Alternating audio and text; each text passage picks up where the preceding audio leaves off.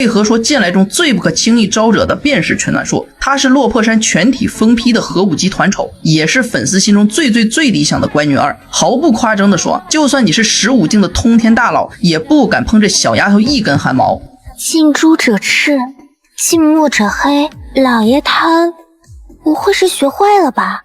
谁能想到，这个说话轻声细语、遇事小心翼翼的小女孩，本体竟然是一条足足数10丈长、由芝兰府千百年书香文运孕育而成的活马。当年曹氏一族为了称霸一州，妄图用邪术炼化它，补全大道。幸亏崔东山看不惯这种伤天害理的行径，直接出手相扶，粉碎了曹氏的阴谋。褪去庞大本体后，他化作了一个娇憨的粉裙女童，成了陈平安的贴身书童。刚跟着陈平安时，这傻丫头卑微到了骨子里，一路上死活不肯把行李放进北老，拼命生火做饭。遇到大妖袭击时，因为不知道怎么打架保护老爷，急得站在原地大哭。他为什么这么怯懦？因为作为一只曾差点被炼化的精怪，他骨子里极度缺乏安全感，他怕自己没用，怕再次被抛弃。所以当陈平安塞给他珍贵的蛇胆石时，他第一反应不是高兴，而是恐慌。他觉得自己根本不配，直到被陈平安温柔劝说，那份久违的被当成人尊重的温暖，让他当场感动得稀里哗啦。可谁成想，就是这么个毫无战力的小丫头，到了落魄山后，硬是凭着一己之力，成了整座大山最不可或缺的灵魂。他手里握着落魄山所有宅子的钥匙，每天天不亮就起来打扫庭院。山头穷得揭不开锅之时，这个平时连1文钱都舍不得花的小财迷，竟悄悄把攒下的3份压岁钱全塞给了老厨子，帮山头渡过难关。支撑他做这一切的是在这个冰冷的修行界，陈平安给了他一个家。为了守住这个家，他甘愿奉献所有。暖树有个厚厚的账本，本上记的根本不只是开销，全都是伙伴们的玩笑和老爷的叮嘱。赔钱把周米粒的桃粪弄满的苍耳，是他心疼的一点点摘干净。周米粒因为讲故事被嫌弃，是他生平第一次生气，偷偷跑去跟赔钱讲道理。在落魄山这群战力爆表的怪物堆里，陈暖树就像一件软乎乎的小棉袄，捂热了每个人的心。然而最让人惊掉下巴的是陈平安对他那种毫无底线、极其护短的偏爱。在陈平安的字典里有一条铁律，粉裙女童永远都不会错。别人走江化龙那都是九死一生，可陈平安怎么干的？他既然打算用自己的2把本命飞剑笼中雀和井底月，硬生生在光阴成河里给小暖树人工打造出一条专属江河。什么天地规矩，在我闺女面前，我拿命给你铺一条康庄大道。更戳心的一幕还藏在陈暖树名字的秘密里。为了不让那个取名废的老爷为难，胆小的他悄悄给自己取名叫如初，寓意跟老爷的情谊永远如初见般美好。可当他得知陈平安其实早就为他想好了名字，取自暖绿前催幽谷轩，黄莺翩翩乍穿树，寓意希望他如春日暖树般向阳生长时，这傻丫头躲起来偷偷哭了鼻子。